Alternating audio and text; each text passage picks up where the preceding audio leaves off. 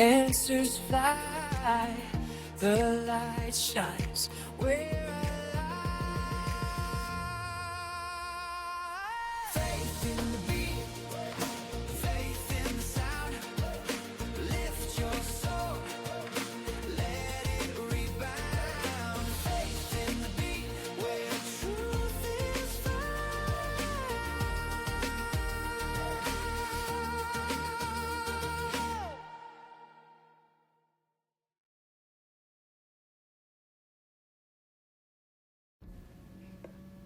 할렐루야.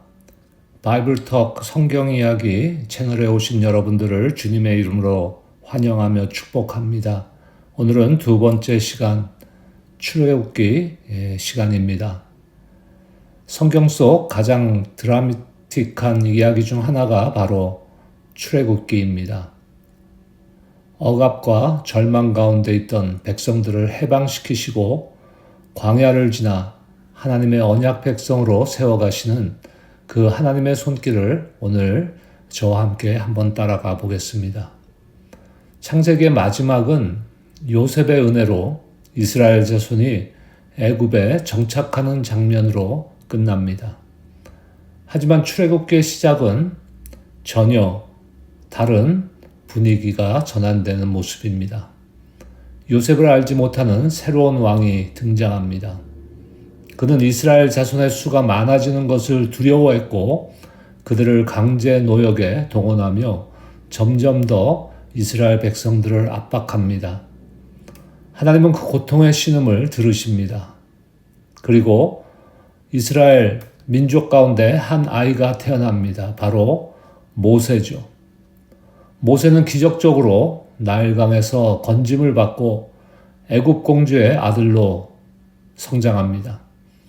그러나 동족을 위해 싸우다 살인을 저지르고 미디안 광야로 도망칩니다. 거기서 그는 40년 동안 이름 없이 살아갑니다.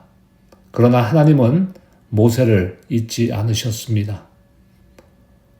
하루는 모세가 양을 치다 신비한 광경을 보게 됩니다. 떨기나무에 불이 붙었으나 타지 않는 그 장면, 그곳에서 하나님은 모세를 부르십니다. 나는 스스로 있는 자니라. I am who I am. 이제 네가 바로에게 가서 내 백성을 인도하라. 모세는 주저합니다. 나는 말이 둔한 사람입니다. 백성들이 날 믿지 않을 겁니다. 하지만 하나님은 말씀하십니다. 나는 너의 입과 함께하겠다. 그리고 지팡이와 손의 기적으로 모세에게 확신을 주십니다. 이 장면은 리더십과 사명의 진정한 시작, 그리고 하나님이 함께 하시는 구속의 역사의 첫 페이지입니다. 모세는 바로 앞에 섭니다. Let my people go. 하나님은 모세와 아론을 통해 바로에게 이 메시지를 전하십니다. 하지만 바로의 마음은 강팍했습니다. 하나님은 10가지 재앙을 내리십니다. 나일강이 피로 변하고 개구리, 이, 파리, 악성 종기, 우박 등등의 재앙을 통해서 애굽의 신들과 자연 질서를 무너뜨리는 하나님의 심판이었습니다. 하지만 바로는 완강합니다. 하지만 마지막 재앙을 하나님께서 선포하십니다. 바로 장자의 죽음입니다. 바로 이때 하나님은 유월절, 패스오버를 제정하십니다.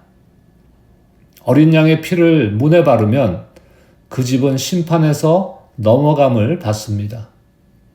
이 장면은 후에 예수 그리스도의 십자가와 연결되는 구속의 상징으로 나타난 것입니다. 재앙의 밤이 지나고 애굽의 모든 장자가 죽자 바로는 마침내 이스라엘을 풀어줍니다.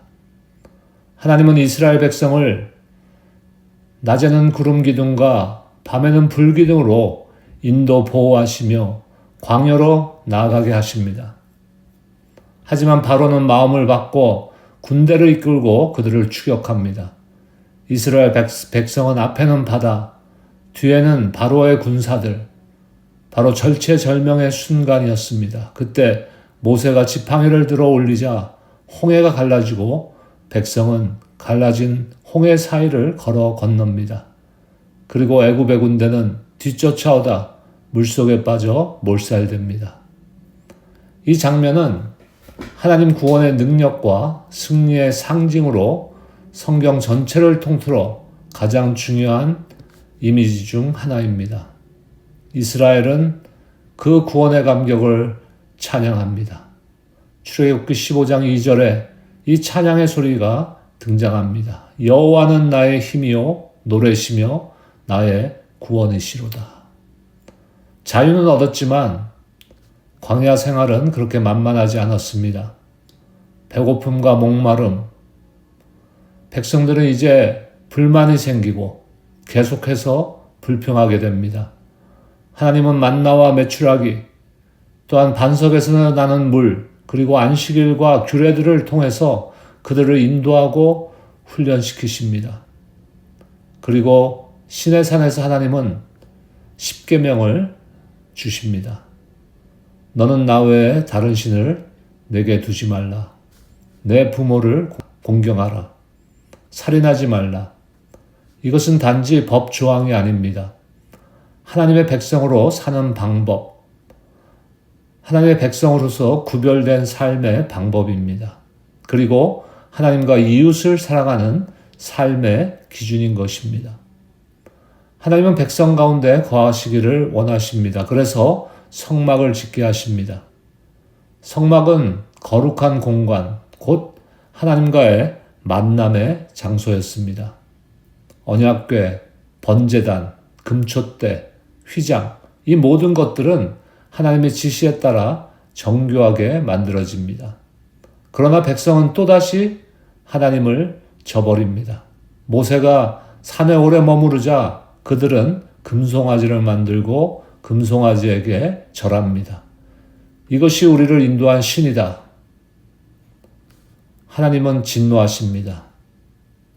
그때 모세는 중보자가 되어 백성을 위해 하나님 앞에 간절히 간구합니다. 하나님은 다시 언약을 새로 세우시고 성막을 완성하게 하십니다. 그리고 출애굽기의 마지막 장면, 여호와의 영광이 구름 가운데 성막 위에 임합니다. 하나님은 백성 한가운데 임재하시며 광야의 여정을 인도하십니다. 출애굽기는 단순한 과거의 역사가 아닙니다. 출애굽기의 말씀은 지금 우리에게도 동일한 메시지를 전하고 있습니다. 우리가 죄와 억압에 눌릴 때 하나님은 우리를 건져내시는 구원자이십니다. 우리가 광야와 같은 삶을 지나고 있을 때 하나님은 만나와 물로 채우시는 공급자이십니다. 우리가 길을 잃었을 때 하나님의 말씀으로 삶의 방향을 주시는, 제시해 주시는 우리를 인도하시는 인도자이십니다. 우리가 실패하고 좌절하고 돌아섰을 때도 은혜로 다시 우리와 동행하시는 하나님이십니다. 출애굽은 단지 애굽을 떠난 사건이 아니라 세상에서 하나님 나라로 옮겨지는 여정입니다. 그리고 우리 모두는 여전히 이 땅에서 그 여정을 걷고 있습니다. 오늘도 말씀과 함께 걷는 여정을 함께 해주셔서 감사합니다.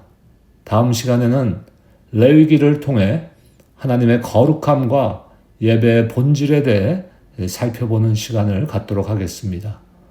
Bible Talk, Walk with the Word, 말씀과 함께 걸어가는 인생, 그 길 위에 주님의 은혜가 여러분들과 함께 하시기를 주님의 이름으로 축복합니다.